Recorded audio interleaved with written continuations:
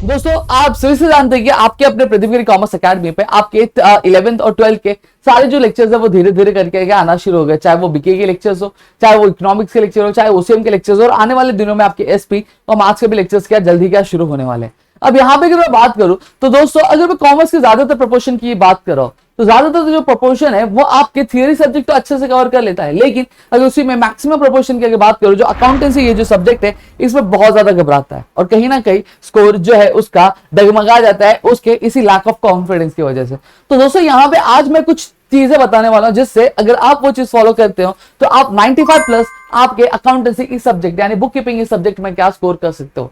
सबसे पहले एक चीज एक करके यहाँ पे मैं पॉइंट्स आपको दूंगा कि सबसे पहले चीज सिलेबस को स्टडी करो, सिलेबस को समझो कि आपके महाराष्ट्र गवर्नमेंट ने आप बुक कीपिंग का क्या सिलेबस रखा है। उसमें जर्नल एंट्रीज है, उसमें अब कैश फ्लो स्टेटमेंट है, उसमें सब्सिडरी बुक्स है, उसमें अकाउंटिंग इक्वेशंस है, उसमें फाइनल एंट्रीज है, फिर उसके बाद जर्नल एंट्रीज है, लेजर है। तो ये सारी चीज आपको समझनी है। अगर आप 11th स्टैंडर्ड पे हो, वही आप 12th स्टैंडर्ड में तो एडमिशन है, डिसोल्यूशन है, फिर उसके बाद अगर मैं बात करूं एनपीओ है, फिर उसमें भी बिल्स ऑफ एक्सचेंज है, फाइनल एंट्रीज है। एक्चुअल में टॉपिक्स यार सबसे पहली चीज वो समझ लो, साथ ही साथ सिलेबस को समझो। सिलेबस के साथ साथ आपको एक चीज और समझनी बहुत ज्यादा जरूरी हो जाती है कि पेपर पैटर्न।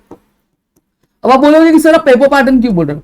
पेपर पैटर्न इसलिए बोल रहा हूं, देखो अगर आपको कहीं पर पहुंचना है, अगर मुझे यहां से दिल्ली पहुंचना है, बोईसर से दिल्ली पहुंचना है, तो मुझे सबसे पहली चीज एक रास्ता पता होना चाहिए कि बोईसर से दिल्ली किस तरह से पहुंचा जा सकता है। उसी तरह से अगर आपको आपके अकाउंटेंसी सब्जेक्ट में 95 प्लस स्कोर करना है तो आपको एक रास्ता पता होना चाहिए, आपको एक चीजें पता होनी चाहिए कि भैया मेरे एग्जाम में क्वेश्चन किस तरह से पूछे जाएंगे, पेपर का पैटर्न क्या होगा, ये चीज मुझे पता होनी चाहिए कि मुझे किस तरह के क्वेश्चंस क्या मेरे एग्जाम में क्या पूछे जाने वाले। तो आपका जो प्रिपरेशन करने का जो तरीका होता है वो कहीं ना कहीं बहुत अच्छा हो जाता है और आपके लिए जो प्रिपरेशन करना थोड़ा सा और इजी हो जाता है, क्योंकि आपको समझ में आता है कि मुझे किस चीज पे एक्चुअल में फोकस करना है, किस टॉपिक को थोड़ा सा ज्यादा अहमियत देनी, किस टॉपिक को थोड़ा सा कम भी दूंगा तो भी चल जाएगा। मार्किंग सिस्टम आपको समझ में आता है, ये सारी चीजें आपको क्या पेपर पैटर्न की समझ में आ जाती है। तो इसलिए आपका सिलेबस और पेपर पैटर्न समझना बहुत ज्यादा जरूरी है। स्टडी रेगुलरली, देखो आपका अगर मैं बात करूं, देखो कोई भी सब्जेक्ट हो, चाहे इकोनॉमिक्स हो, ओसी हो, एसपी हो, चाहे आपका बुक कीपिंग हो, सारे सब्जेक्ट्स को आपको रेगुलरली स्टडी करना पड़ेगा। लेकिन वहीं पर अगर मैं बात करूं,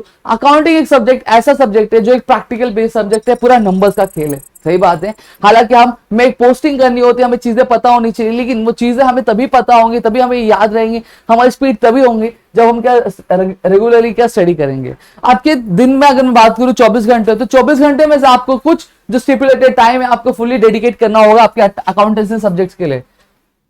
2 से 3 घंटे आपको रेगुलरली क्या करना रहेगा, आपको डेडिकेट करना पड़ेगा। अब जब रेगुलर डेडिकेट करोगे, 2 से 3 घंटा नहीं कर पा रहे, 1.5 से 2 घंटा करोगे तो भी आपका क्या काम अच्छा खासा बन जाएगा। रेगुलरली आपको क्या करना है, आपको चीजों को प्रैक्टिस करनी है, रेगुलरली आपको चीजों को क्या करना है, रिवाइज करनी है। ये सारी चीजें जब आप रेगुलर बेसिस पे करोगे तो आपकी प्रैक्टिस बहुत अच्छे से हो जाएगी। आपको इलस्ट्रेशंस पूरे करने रहेंगे। आपको अगर मैं बात करूं जो प्रैक्टिकल प्रॉब्लम्स आपकी बुक में दिए गए वो सारी चीजें आप रेगुलर करोगे तो आपका कहीं ना कहीं जो एक बोलते ना कि आप एक कदम और आगे बढ़ जाओगे आपके अकाउंटेंसी के अच्छे मार्क्स के लिए।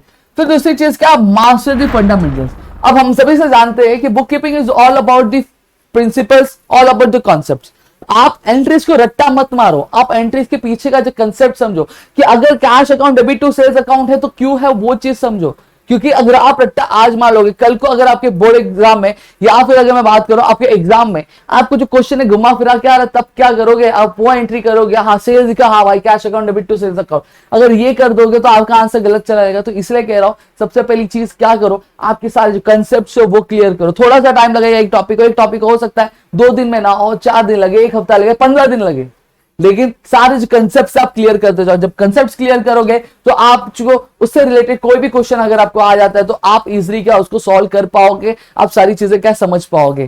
साथ ही साथ आपको कंसेप्ट्स तो क्लियर करने हैं, लेकिन साथ ही साथ आपको ये भी चीज ध्यान रखनी रहेगी आपके जो फॉर्मेट्स होते हैं। हम जानते हैं कि हर एक आपके जो अकाउंटिंग का टॉपिक है, चाहे वो एडमिशन हो गया, डिसोल्यूशन हो गया, फिर अगर मैं बात करूं फाइनल अकाउंट्स हो गए या फिर बिल्स ऑफ एक्सचेंज हो गया, हर एक चीज का एक पर्टिकुलर डेडिकेटेड फॉर्मेट दिया गया है आपके टेक्स्ट बुक में। सही बात है, 11th वालों के लिए भी सेम है, 12th वालों के लिए भी सेम है। सही बात है। अब उस डेडिकेटेड फॉर्मेट को आपको चीजें समझनी रहेगी कि हाँ भाई मुझे फॉर्मेट कैसे बनाना है, किस तरह से बनाना है, मुझे ऊपर के स्टेटमेंट किस तरह से लिखनी है, मुझे डेबिट कहां लिखना है, मुझे क्रेडिट कहां पे लिखना है, ये सारी चीजें आपको क्या ध्यान में रखनी रहेगी। ठीक है। फिर उसके बाद अगर मैं बात करूं regular practice and division, already मैंने समझा कि आपको रेगुलर प्रैक्टिस करनी रहेगी हर एक चीजों की। अब रेगुलर प्रैक्टिस और रिवीजन किस तरह से करोगे, जैसे फॉर एग्जांपल यहाँ पे मैं 11th वालों का एग्जांपल लेता हूँ। अब 11th वालों ने टॉपिक चालू किया अकाउंटिंग इक्वेशंस, ठीक है। आपका सबसे पहला जो प्रैक्टिकल प्रॉब्लम चालू हो रहा है वो अकाउंटिंग इक्वेशन से चालू हो रहा है। अब अकाउंटिंग इक्वेशन क्या, फिर उसके बाद आपका अकाउंटिंग इक्वेशन खत्म हो गया, अब जर्नल एंट्रीज कर रहे हो। अब ऐसा नहीं करना है कि भैया मैं जर्नल एंट्री कर रहा हूं तो मैं अकाउंटिंग इक्वेशन को मैंने कर लिया था भूल ही जाऊं, नहीं, ये चीज कभी भी मत करना।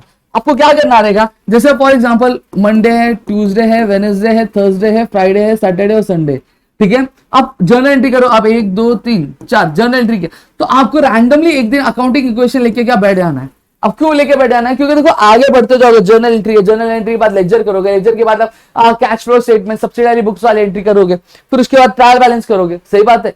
लेकिन आप आगे बढ़ते जाओगे तो लेकिन जो पीछे किया उसका क्या, वो तो भूलते जाओगे ना, तो फायदा क्या आपका रेगुलर प्रैक्टिस करके। तो आपको ये भी चीज ध्यान रखनी है कि आपको रेगुलर जो है पीछे के जो चीजें हैं उसको भी क्या रिवाइज करना होगा। अगर आप 2 घंटे दे रहे हो तो ये कोशिश करो कि 1 घंटा में पीछे के जितने मेरी चीजें थी उसको मैं रिवाइज करूंगा या फिर करूंगी, और प्लस आगे के जो सम्स मैं अभी प्रैक्टिकली कर रही हूँ उसके लिए मैं 1 से 1.5 घंटा क्या दूंगी या फिर दूंगा। समझ में आ गया, तो ये चीज ध्यान रखना।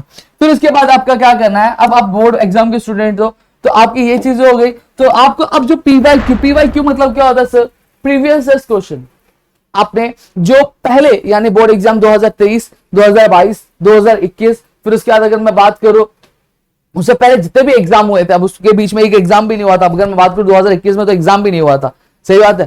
तो यहां पे आप क्या करोगे, आप पीवाईक्यू देखोगे कि किस तरह के क्वेश्चंस पूछे गए थे, क्वेश्चंस किस तरह के आते, उसको सॉल्व करना कोशिश शुरू करो। अब ये नहीं कि आपका पढ़ के कुछ नहीं हुआ पीवाईक्यू लेके बैठ जाओगे, नहीं, कभी नहीं करना। सबसे पहली चीज आपको पूरा सिलेबस कंप्लीट करो, सिलेबस कंप्लीट करने के बाद प्रैक्टिस सारी चीजें हो गई, फिर उसके बाद आपको पीवाईक्यू लेके बैठोगे तब ये फ्रूटफुल होगा। अगर पहले पीवाईक्यू लेके बैठ जाओगे तो भैया कुछ नहीं समझ में वाला, कुछ चीजें नहीं आने वाली है, समझ में आ गया। तो सबसे पहली चीज क्या करना, आपको पूरा सिलेबस कंप्लीट करना, फिर पीवाईक्यू क्या लेके बैठना है। फिर दूसरी चीज क्या, आपका प्रेजेंटेशन स्किल। अब प्रेजेंटेशन स्किल्स क्यों बोल रहा हूं, देखो सबसे पहली चीज अगर हम बात करें तो ऑलरेडी हमारे पास बहुत सारे टीचर्स है जो बोर्ड एग्जाम्स के जो पेपर्स होते हैं वो चेक करते हैं।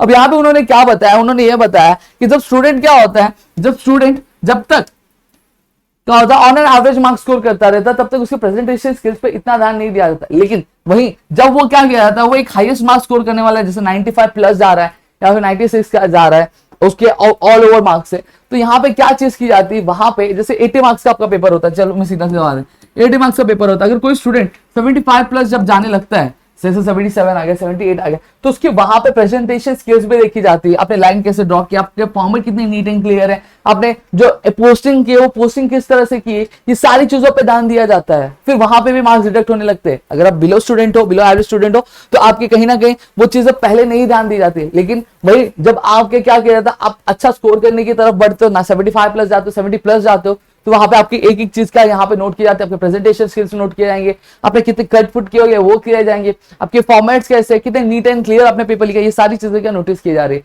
लेकिन मेरा सजेशन ये रहेगा, आप किस तरह के भी स्टूडेंट्स हो, आप कौन से भी क्राइटेरिया के स्टूडेंट्स हो, हमारे लिए सब बरोबर ही है, ठीक है। तो आपके लिए ये सजेशन रहेगा कि आप अपने प्रेजेंटेशन स्किल्स पे ध्यान दो।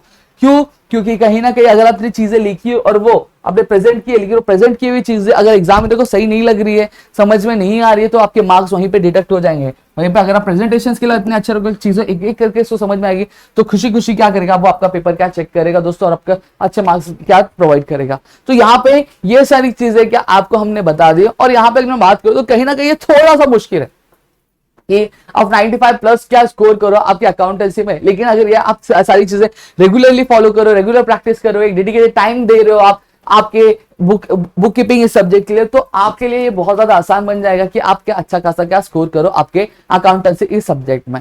तो मेरे ख्याल से आपको चीजें क्लियर है दोस्तों। अगर मन में और भी कुछ डाउट है, और भी कोई प्रश्न है, तो आप कमेंट सेक्शन में हमसे पूछ सकते हो, हम उसका जवाब देने की आपको जरूर कोशिश करेंगे। और साथ ही साथ दोस्तों आपके करेंटली आपके बहुत सारे लेक्चर्स आपके आ रहे हैं, जिसको देखो अपने दोस्तों के साथ शेयर करो, ताकि हम क्या आपके लिए और भी ज्यादा एनर्जेटिक वे में क्या वीडियोस क्या बना सके।